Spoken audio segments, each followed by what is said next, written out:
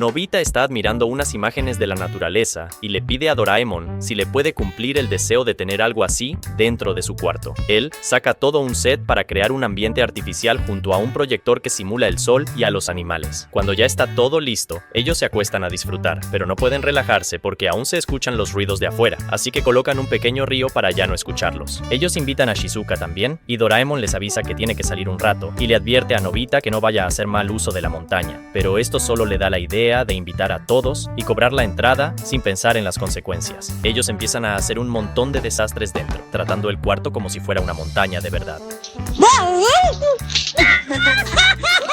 Nobita apaga la fogata que hicieron y con la ayuda de Doraemon envían a todos a su casa. Sin embargo, su mamá está a punto de llegar, así que rápidamente recogen todas las cosas, pero no alcanzan a limpiar el desastre, por lo que ahora serán castigados.